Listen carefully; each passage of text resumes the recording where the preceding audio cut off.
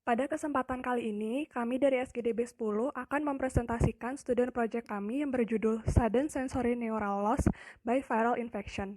Sebelumnya, perkenalkan nama saya Visaka Karunawijaya dengan 3 digit NIM terakhir 056. Tuli sensori neural mendadak merupakan salah satu kegawat daruratan pada otolaringologi.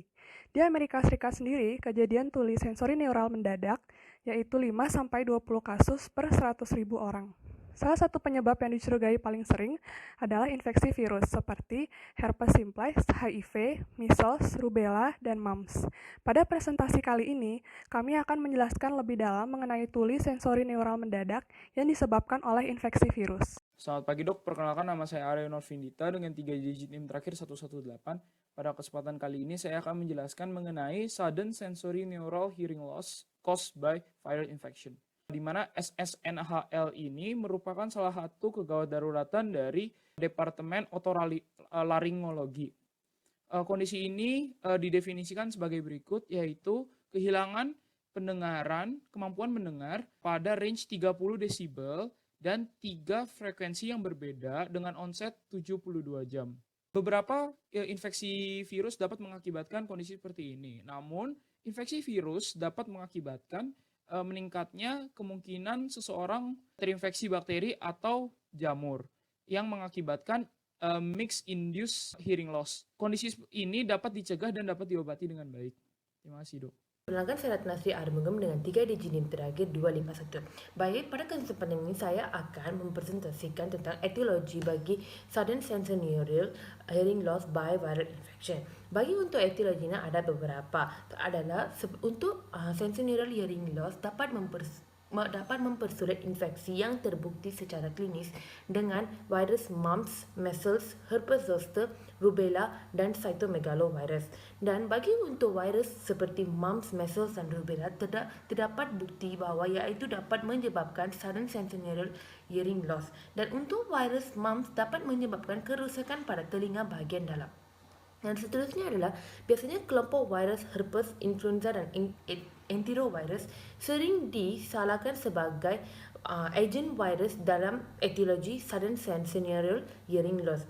Dan seterusnya adalah viral infection bisa dapat menyebabkan respon imun menembus telinga bahagian dalam dan menyebabkan cochlearitis dan neuritis di saraf koklea.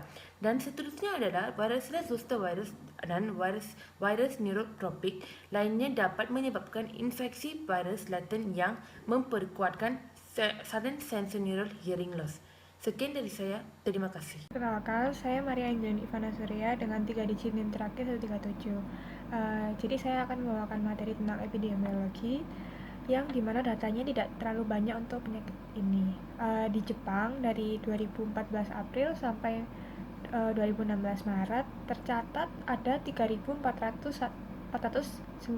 pasien yang mengalami idiopatik SSNHL. Sedangkan di Indonesia sendiri tidak banyak data, tapi ada data pada Hasan Sadikin General Hospital pada Bandung. Jadi 53 dari 63 pasien yang mengalami CRS atau congenital rubella syndrome mengalami SNHL pada 2018. Berikut ini adalah grafik pada Jepang yang menyatakan perbedaan female dan male yang terkena SSNHL. Terima kasih. Perkenalkan, nama saya Sarah Michelle dengan 3 digit NIM terakhir 085. Di sini saya akan menjelaskan mengenai faktor risiko dari SSNHL. Terlepas dari kenyataan bahwa sebagian besar faktor risiko SSNHL yang dilaporkan dalam literatur terkait dengan sistem kardiovaskular tidak ada hubungan yang pasti yang telah dibuktikan. Dengan kata sederhana, penelitian tentang faktor risiko SSNHL tidak meyakinkan. Margucci dan rekan kerjanya berasumsi bahwa hiperkolesterolemia adalah risiko independen untuk SSNHL melalui studinya tentang hubungan antara SSNHL dan faktor risiko kardiovaskular dan trombosis. Dalam studi yang dilakukan oleh Chu Nian dan rekannya menunjukkan bahwa kadar kolesterol tidak jauh berbeda antara grup SSNHL dengan kelompok kontrol. Tetapi kadar kolesterol lipoprotein densitas tinggi atau HDL pada kelompok SSNHL lebih kurang dari kelompok kontrol. Mendalami penelitian Chu Nian dan rekan-rekannya, ada kemungkinan hubungan antara tingkat asam urat dan SSNHL. kelompok SSNHL memiliki kadar asam urat darah yang lebih tinggi dibandingkan kelompok kontrol. Fakta yang menarik adalah dalam penelitian ini, 40% pasien mengalami perubahan suasana hati atau mood swing saat timbulnya SSNHL. Perubahan suasana hati atau mood swings pasien ini terutama disebabkan oleh karena tekanan pekerjaan, stres emosional dan fisik, serta kecemasan. Namun, penelitian lebih lanjut masih diperlukan untuk menentukan faktor risiko dari SSNHL. Bicara mengenai patofisiologi dari topik ini, virus dapat masuk ke telinga bagian dalam pasien melalui jalur hematogen dengan memediasi kekebalan tubuh pasien. Selain itu, infeksi dari virus HBV dan HCV dapat merangsang sitokin inflamasi yang berbahaya pada rambut koprea. Sementara, infeksi virus hepatitis juga dapat menyebabkan gangguan pendengaran yang sangat berkaitan dengan poliartritis nodosa. Demikian presentasi dari saya, dapat dilanjutkan oleh teman saya. Terima kasih. Perkenalkan, saya Niwayan Kartika Chandra Kirana dengan 3 digit NIM terakhir 049. Saya akan mempresentasikan mengenai manifestasi klinis dari sudden sensory neural hearing loss caused by viral infection. Jadi untuk manifestasi klinis dari hearing loss di sini dapat berupa gejala yang ringan hingga berat, dapat terjadi secara unilateral maupun bilateral, dan hearing loss di sini dapat terjadi dengan onset yang mendadak. Biasanya pasien mengalami gejala-gejala yang berkaitan dengan adanya infeksi virus seperti demam, nyeri kepala, nausea, dan gejala-gejala lainnya yang berkaitan dengan infeksi virus. Untuk gejala penyerta lainnya sangat berkaitan dengan virus yang mendasari terjadinya dari hearing loss ini, dan kejadiannya juga sangat beragam bergantung dari etiologinya. Terima kasih. Perkenalkan, saya Georgina dengan 3 NIM terakhir 149. Di sini saya akan menjelaskan mengenai diagnosis dari Sudden Sensory Neural Hearing Loss ataupun SSNHL caused by viral infection, di mana SSNHL ini sendiri termasuk ke dalam gawat darurat otologi yang harus segera ditangani ketika diagnosisnya sudah tegak. Jadi di sini pertama-tama bisa kita lakukan anamnesis, menanyakan onset, kronologi, gejala penyerta, serta aktivitas terkait ketika pertama kali terjadinya hearing loss ini pada pasien. Kemudian bisa juga kita lihat riwayat pengobatan pasien seperti yang tertera pada rekam medis ataupun menanyakan langsung apakah Bapak pernah meminum obat yang mengandung aspirin, karena bisa jadi hearing loss pasien masih termasuk reversible. Kemudian juga bisa kita lihat riwayat penyakit pasien, apakah pasien pernah menderita rhinosinusitis kronis karena erat kaitannya dengan infeksi viral. Kemudian bisa kita lakukan juga pemeriksaan fisik seperti garpu tala atau pneumatic speculation fistula, dan juga yang paling sering adalah pure tone audiometry untuk memeriksa hearing loss pasien termasuk disabilitas atau tidak.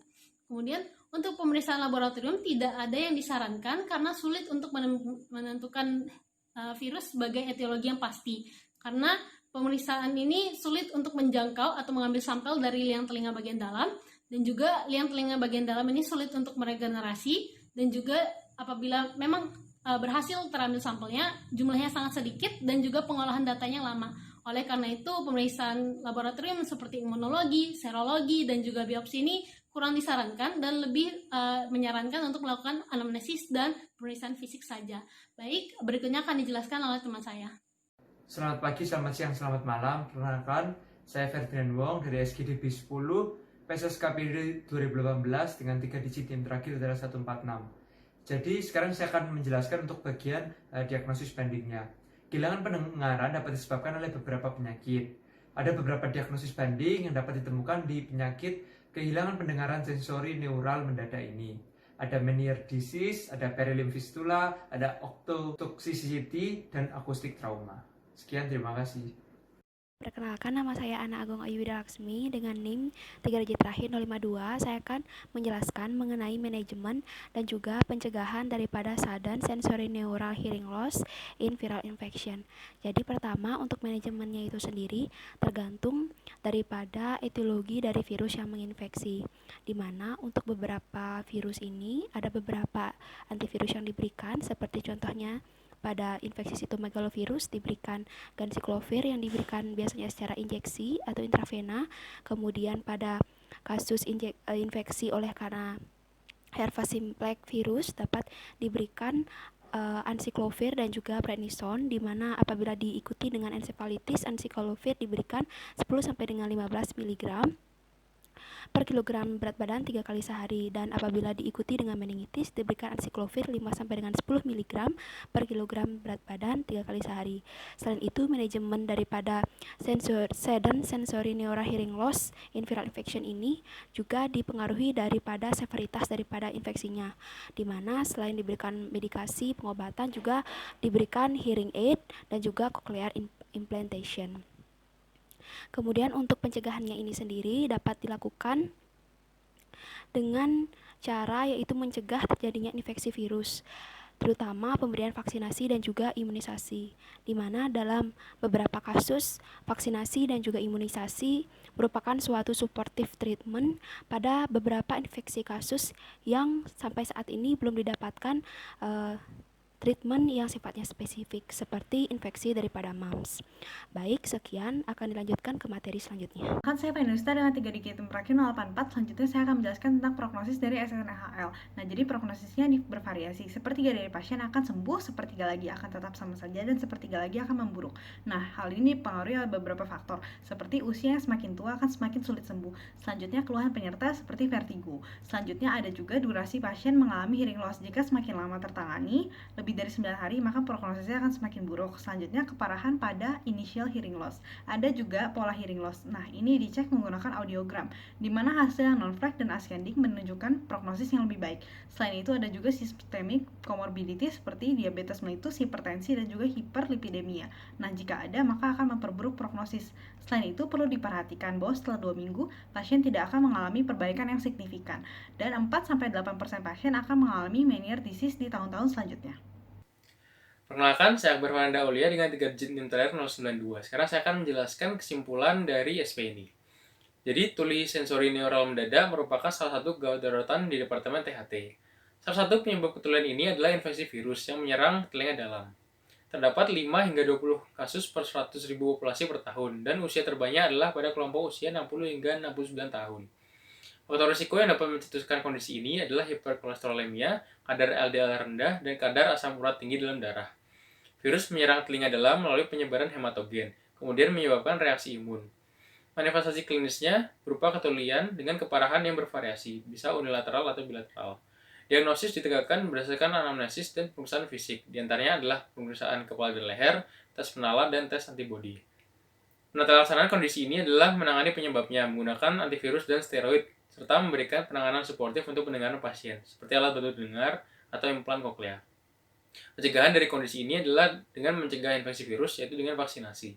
Sepertiga pasien akan sembuh total, sepertiga lagi akan memiliki tuli yang menetap, dan sepertiga lagi kondisi pendengarannya dapat memburuk, dengan faktor risiko komplikasi, yaitu usia, gejala yang menyertai, durasi, keparahan, pola, dan penyakit sistemik. Jadi, sekian dari SGDB 10. Terima kasih.